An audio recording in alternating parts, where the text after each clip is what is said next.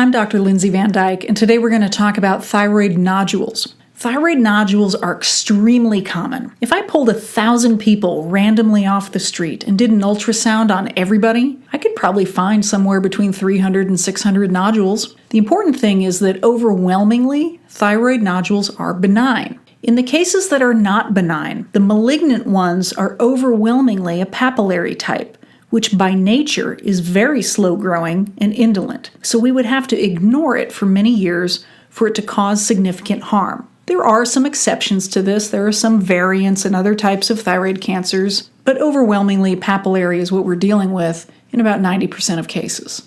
So what do we do about thyroid nodules? Because we find a lot of them incidentally when we're doing CAT scans and other imaging for other problems. Well, first, we need to know if the thyroid hormones are affected. If a thyroid is in fact overactive, it is exceedingly rare for a nodule to be malignant. And in that case, we treat the hyperthyroidism. If the thyroid hormones are normal, we do need an ultrasound to tell us more about that nodule. The nodule is scored based on size and certain characteristics, or what I like to call the face of the nodule. And this helps us determine whether they should be biopsied or not. So nodules that are cystic, just purely little cysts, they don't have any malignant potential, and we don't worry about them unless they get so big they're in the way, and then we can drain them. Nodules that are real spongy looking or that appear to be more dense than the thyroid tissue around it are extremely low risk. And so we don't biopsy those things until they get quite big, like greater than 2 centimeters.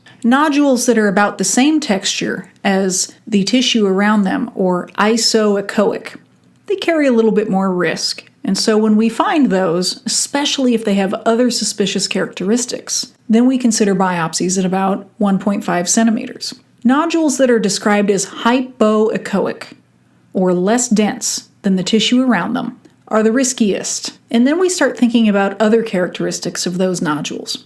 Do they have a nice, smooth, circular shape?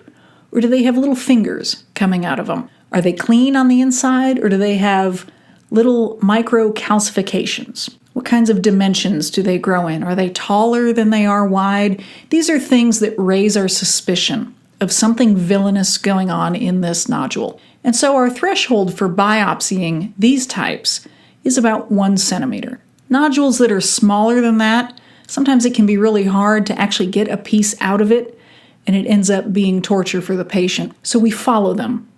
And when they break the 1 centimeter mark, we go after them. So if a nodule meets criteria for biopsy, it's done with a thin needle and some lidocaine anesthetic.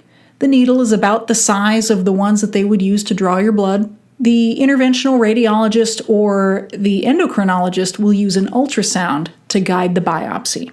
We typically send patients to Center for Diagnostic Imaging in DeSoto, where they're very good about getting people in quickly. They do a good job on their biopsies, and we don't get any inadequate samples. But occasionally, a biopsy might be inadequate. Either the sample didn't have enough cells in it to make a diagnosis, or the cells look kind of funny, but the pathologist is not able to decide if they're a problem. So in the case of samples that are inadequate, that we don't have enough cells, we repeat those biopsies at another time. Sometimes the result we get from those are consistently non-diagnostic, which is extremely annoying. So then we would consider using another test to evaluate the molecular markers that tell us how likely it is for a nodule to be dangerous. And this is another nice thing about sending my patients to CDI, is they automatically will save a couple passes for molecular markers. They put that sample in a solution called Vericite, and we keep that in our back pocket. Because if we come back with a diagnosis that says it looks weird and we don't know why, we can reach for that solution and run the markers on it without sticking you again.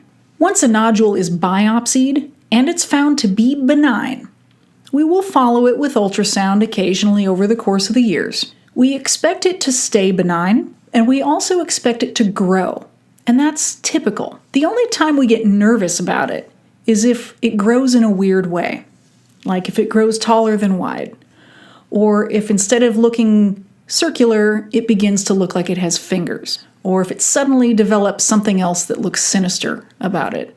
Then we wonder Was there a little something in that nodule and the biopsies just happened to miss that one piece? So it's worth checking again, but that's not common. So what happens when we do a biopsy and we get a diagnosis of either potential or definite thyroid cancer? So it does depend a little bit what the pathologist said.